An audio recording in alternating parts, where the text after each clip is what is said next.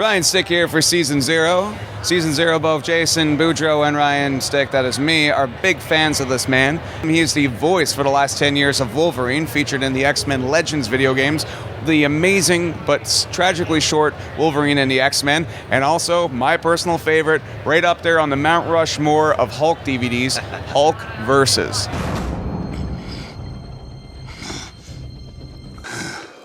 What the hell happened?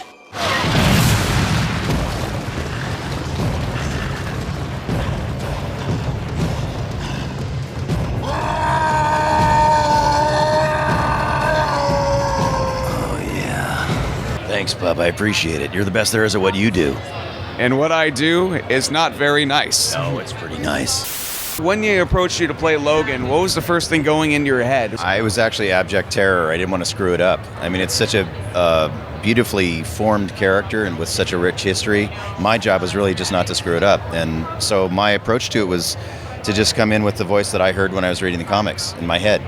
And fortunately, that voice came out and they agreed with it, and it was as simple as that. It was a very organic process. I notice you have a very naturally deep voice, a naturally grovelly voice. Like when you hit on women, what do you say? Well, I don't hit on women anymore because I have a girlfriend, but... Okay, well, when you hit on your girlfriend and you met her, you're just like, hey, how's it going? Not really, no. That never works.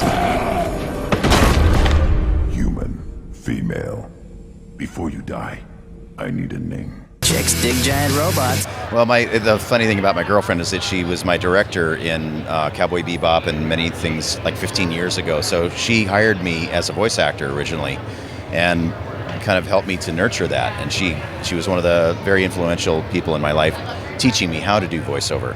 So it wasn't like I was able to pick up on anybody at that time. And I was in another relationship. So, yeah, it was a whole... That wouldn't have worked at all. No. Yeah. Why is this so difficult for everyone to accept? Can you tell what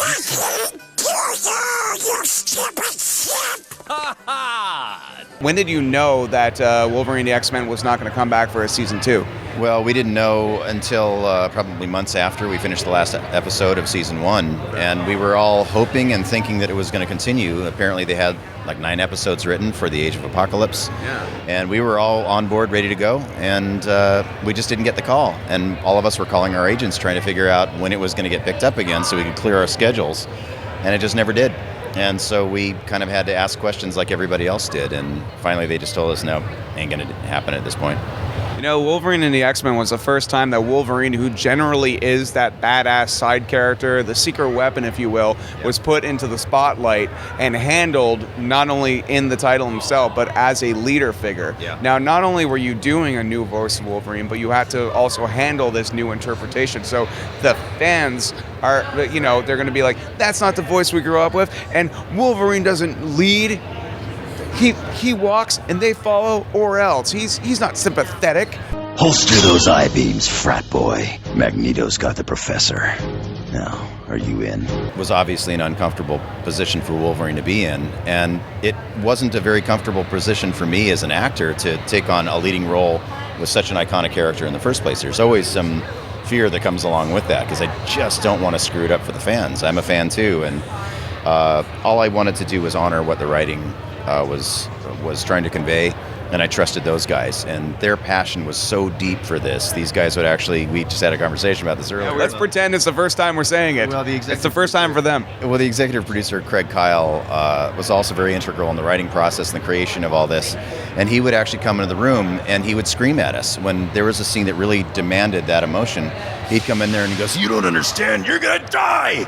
And the veins are popping out in his neck, his eyes are bulging out. You don't see that from producers. Producers stay behind the glass, they say this kind of stuff into the director's ear, and they have to translate it to us. This guy actually came into the booth and screamed.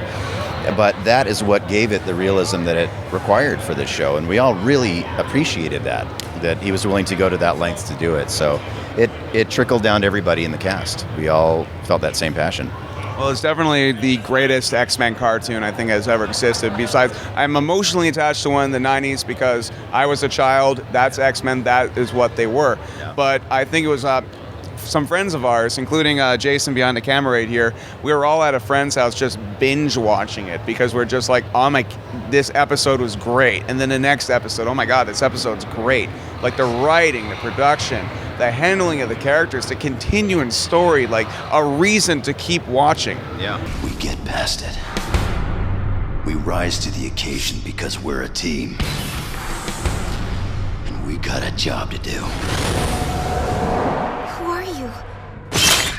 The world needs the X-Men. In a perfect world where you can continue the story and we can finally see the Age of Apocalypse in animated form, how would you like to see Wolverine continue his journey leading the X-Men?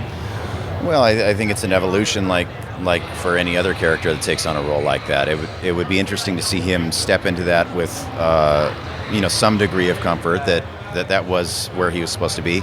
I think he sort of did that reluctantly in the first season.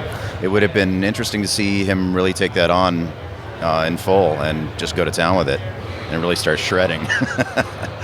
All right, guys, sorry, we got to talk about BoxTrolls just for a second. The thing is, right now, there is a new renaissance of stop animation, and that has not been popular for many years, but it used to be some of the only animation. Before Jurassic Park, before CGI, you saw Rudolph, and it plays every year still, but it was stop animation, there was effort behind it. So you are part of the process of the voice. Do you record the voices before you see the animation? We did, yes. We recorded many months before the animation, and D. Bradley Baker, who played Fish, actually sort of set... Fish.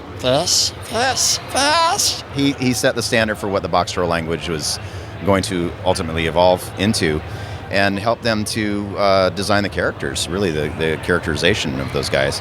And once I came on board, Dee and I sort of sat together and figured out a language where certain things, there were a few little key phrases and things that we would say in our language that actually meant something we could understand. But Dee and I have worked together for so many years that there's that knowingness between us anyway. And it just turned into a kind of a fun little party of exploration where we got to play in this universe, and both of us actually got to go to Leica Studios and see how these things were handmade by 350 incredibly passionate artisans. And we were just kind of the comic relief, really, for the film. We just walked around going,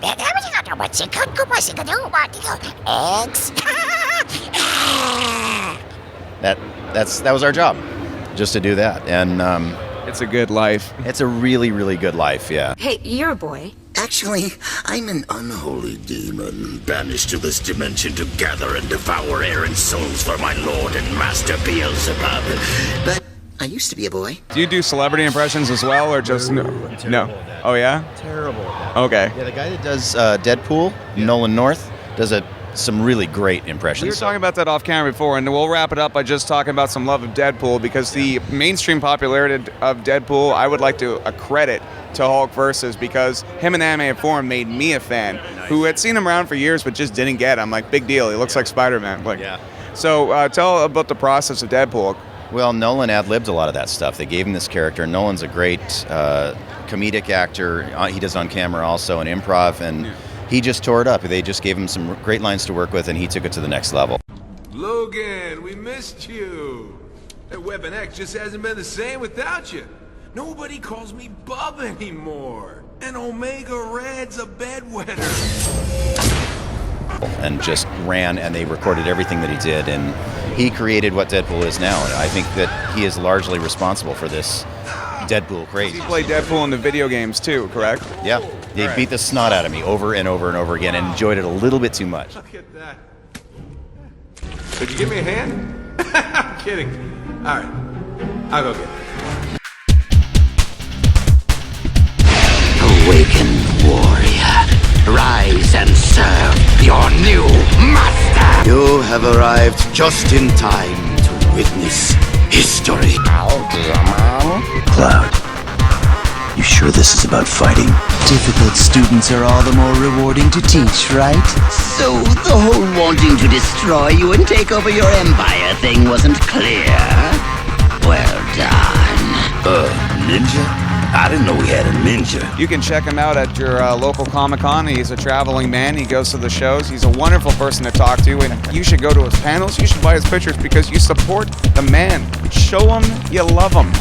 I'm Ryan Stick from Season Zero. Steve Blum from this stuff. And you have been watching me talk. Peace. Season 0!